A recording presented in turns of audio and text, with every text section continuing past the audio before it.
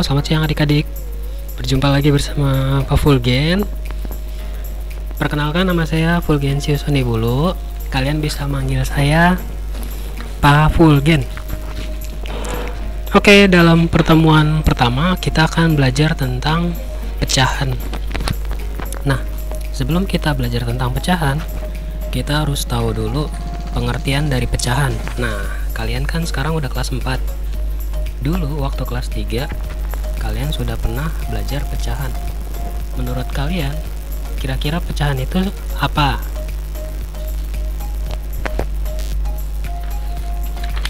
Ada yang tahu nggak? Nah, kalau nggak ada yang tahu, Pak Fulgen akan kasih tahu.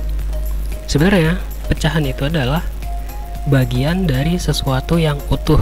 Misalnya, contoh, di rumah kalian pernah makanan apa ya yang sudah dimasak sama ibu kalian, contohnya ayam, misalnya ayam dari satu ekor dipotong, dimasak sehingga menjadi beberapa bagian. Misalnya ada potongan paha, ada potongan dada, ada sayap, ada kepala, ada ceker.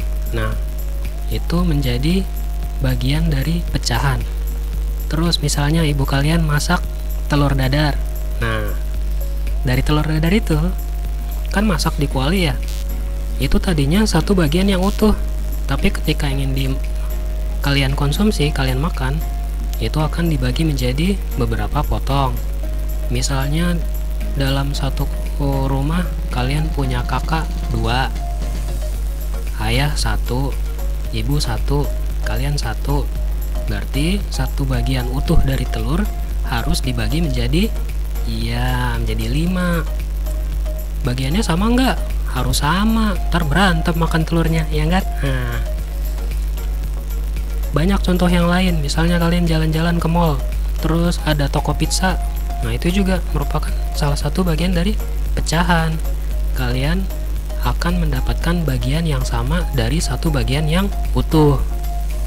Terus ada tempe juga kan digorengnya nggak mungkin satu balok gitu kan. Nah, itu dipotong-potong dulu jadi bagian yang kecil-kecil sehingga menjadi pecahan-pecahan tempe. Oke, sekarang kalian sudah tahu apa itu arti dari pecahan. Nah, berikutnya Pak Guru akan menjelaskan apa sih itu yang dimaksud dengan pembilang dan penyebut. Nah, kalau kalian masih ingat di kelas 3, kalian harus bisa menjawab pertanyaan dari Pak Guru. Oke? Dalam matematika, cara menuliskan pecahan yaitu dengan bentuk seperti ini adik-adik. A per B. Di mana huruf A yang berada di atas biasa kita sebut pembilang, dan B yang berada di bawah biasa kita sebut sebagai penyebut.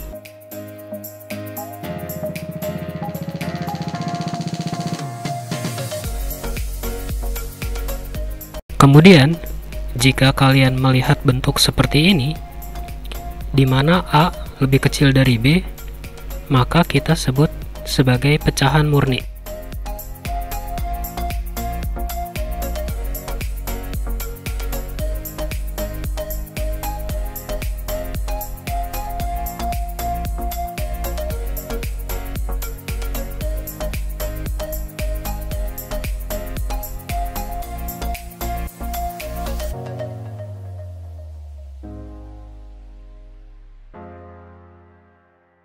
Kalau yang ini, di mana A lebih besar dari B, maka kita sebut sebagai pecahan tidak murni.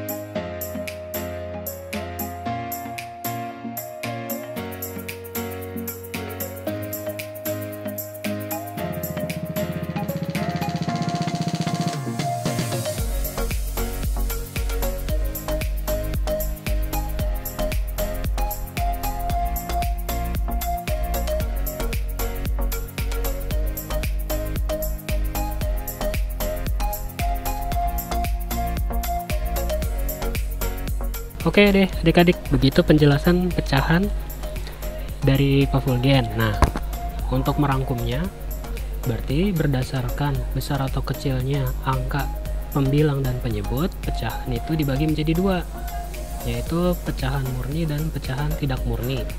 Sedangkan kalau dilihat dari bentuk cara penulisannya, pecahan juga dibagi menjadi dua, yaitu pecahan biasa dan pecahan campuran. Nah, untuk pelajaran selanjutnya, Pak Guru akan menjelaskan bagaimana cara membandingkan pecahan senilai dan pecahan tidak senilai. Nah, sekarang ada soal nih adik-adik. Setengah apakah senilai dengan 2/4? Nah, untuk menghitungnya, kita pisahkan dulu.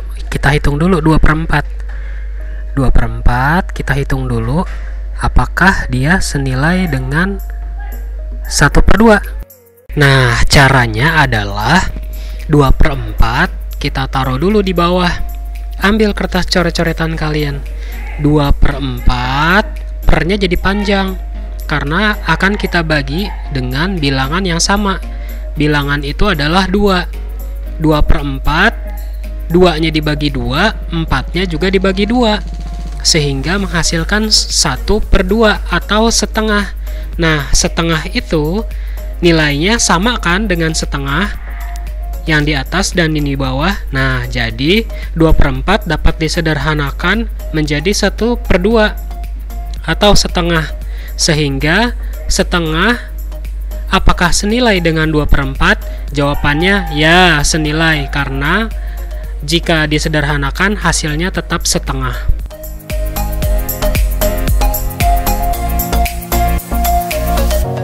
Nah, adik-adik, sekarang kita latihan soal dulu ya, supaya kalian bisa lebih mengerti lagi.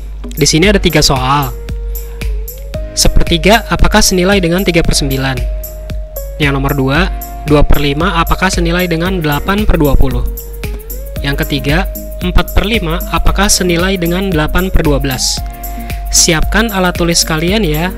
Nanti bagi yang di rumah, minta tolong orang tua kalian untuk memfotonya.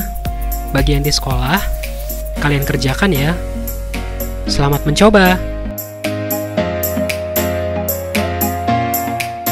Nah, adik-adik, akhirnya telah sampailah di penghujung acara belajar kita. Kalian harus tetap semangat, tetap berlatih di rumah, oke?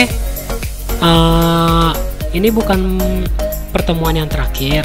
Nanti setelah kalian beristirahat atau mengerjakan, Pak Guru akan menjelaskan jawaban dari latihan soal-soal itu. Oke, selamat mengerjakan ya. Dadah, sampai jumpa di pertemuan sesaat lagi. Terima kasih, tetap semangat, sehat selalu. Dadah.